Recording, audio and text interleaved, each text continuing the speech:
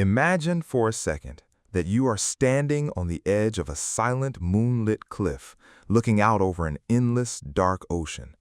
The waves crash against the rocks below in a rhythm that has continued for billions of years, long before you were born and long after you are gone. The air is cold, and the stars above are indifferent. In this moment, you feel a peculiar sensation, the weight of your own existence. You realize that every breath you take is a countdown. Every beat of your heart is a drum roll leading toward a final silence. It is the one absolute truth that every human being who has ever walked this earth shares. From the mightiest emperors to the nameless laborers of history, we all head toward the same destination. But why? Have you ever truly stopped to ask why the concept of death exists in the first place? Why didn't biological systems simply design us to last? Why are we programmed to break? Why is life a lease and not a purchase?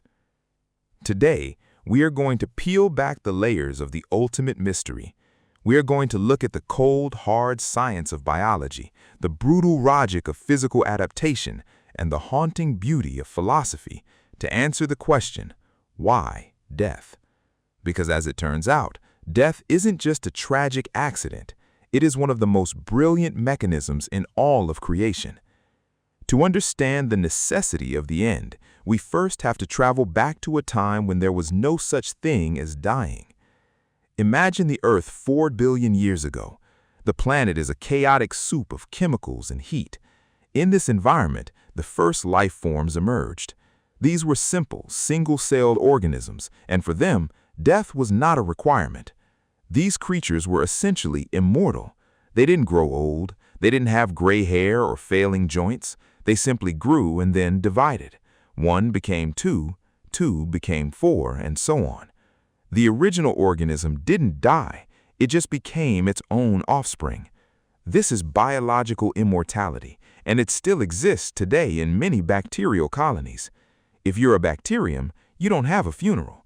You just keep copying yourself into infinity. But here's the catch. If life had stayed this way, the world would be a very different, very stagnant place. These immortal clones were perfect at surviving, but they were terrible at changing. Because they never died, there was no room for anything new. There was no competition, no pressure to adapt, and no space for complexity. If life had stayed stuck in simple immortality at the beginning, the Earth would still be covered in nothing but green slime. Biological complexity would have been stuck in a permanent stalemate.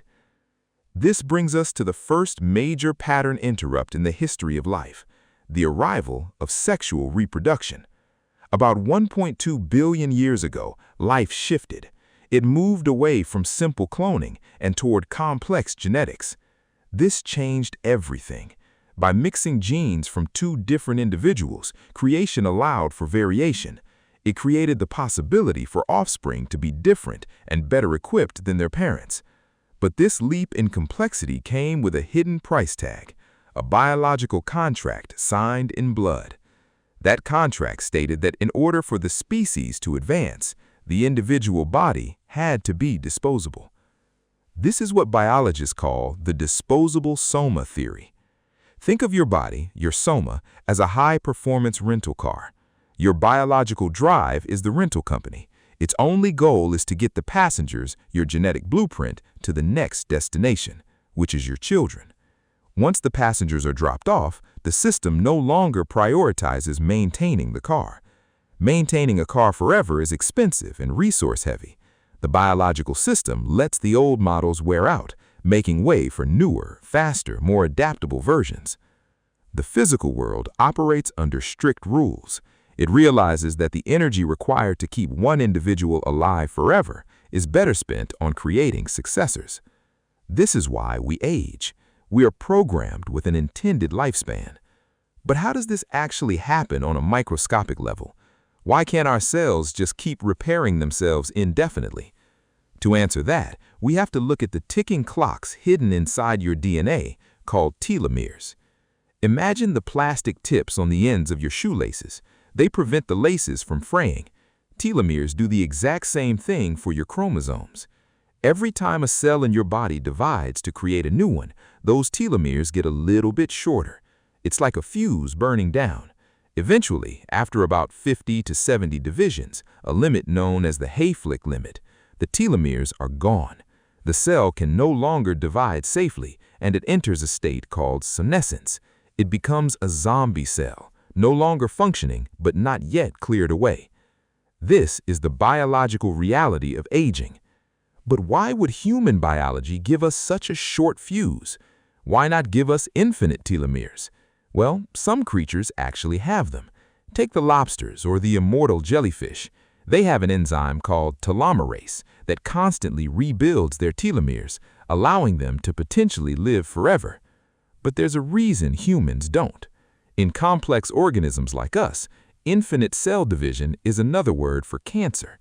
Death is the safety mechanism that prevents our own bodies from being consumed by unregulated growth. It is the ultimate check and balance. By limiting our lifespan, biological design protects the integrity of the species. But the mystery of death goes deeper than just biology.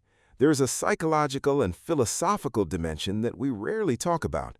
Imagine if a scientist walked up to you tomorrow and handed you a vial containing the cure for death. You drink it, and suddenly you are immortal. No more aging, no more disease, no more end. At first, it would be the greatest gift imaginable. You could learn every language, play every instrument, and read every book ever written. But as the centuries turn into millennia, and the millennia turn into eons, the gift would begin to curdle. This is the horror of the myth of Tithonus. In Greek mythology, the goddess Eos asked Zeus to grant her lover Tithonus eternal life. Zeus granted the wish, but Eos forgot to ask for eternal youth. Tithonus lived forever, but he kept aging, withering away until he was nothing but a babbling voice in a corner, begging for the end to come. Even if we had eternal youth, we would face the problem of the infinite. If you have forever, then nothing you do today matters. Why start that business now? You have an eternity to do it. Why tell someone you love them today? You can tell them in 1,000 years. The beauty of life is derived entirely from its scarcity. Think about a diamond. It is valuable because it is rare. If diamonds were as common as pebbles on a driveway, we wouldn't wear them on our fingers. We would walk over them without a second thought. Your life is a diamond because it is limited. The fact that your time has an expiration date is exactly what gives your time value. Death is the frame around the painting. Without the frame, the painting is just an endless, chaotic smear of color. The frame defines the boundaries, and in doing so, it creates the masterpiece.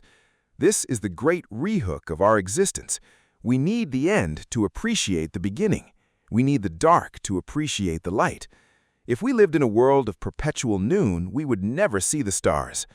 Death is the sunset of the human experience, and it is what allows us to see the vastness of existence beyond ourselves. But let's look at this from one more angle, the physical law of the universe itself. We often think of death as a void, a cold, empty nothingness, but science tells us a different story. The law of conservation of mass states that matter can neither be created nor destroyed. From a purely physical standpoint, the matter in your body is made of atoms that were forged in the universe billions of years ago. The iron in your blood, the calcium in your bones, the carbon in your DNA, it is all borrowed material. Physically, when our lives end, our bodies return to the very earth from which we were created. The physical elements return to the soil to feed the trees and enrich the earth. Death, in a biological sense, is an act of release. It is the moment you return the physical materials you have borrowed so that the cycle of life can continue for those who follow. We are like waves in the ocean. A wave rises up from the water, takes a distinct shape, and for a brief moment it can say, "I am a wave." But then it crashes onto the shore and returns back to the sea. The wave as a temporary shape is gone, but the water remains.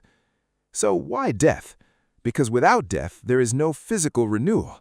Without death, there is no room for the next generation. Without death, there is no urgency, no passion, and no meaning to our finite time. We are awareness granted to temporary bodies, and while that can feel heavy, it's actually a powerful realization. It is what drives us to create, to build, and to care for one another with an intensity that wouldn't exist if our time on Earth were endless. We are here for a specific, temporary time, and that is what makes this moment, right now, unutterably precious. You are a biological miracle, a temporary arrangement of matter given the chance to experience existence. Don't waste that chance by fearing the end. Instead, use the knowledge of your limited time to fuel your life. If you knew you were going to live on this earth forever, you might never truly live at all. But because you know you won't, you have every reason to make this life count. Thank you for spending a small, precious piece of your time with me today.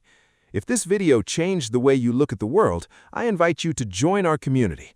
Subscribe and hit the notification bell so you don't miss our next journey into the mysteries of existence. And remember, the clock is ticking, not to remind you that you're dying, but to remind you that you're alive. Go out and make it count.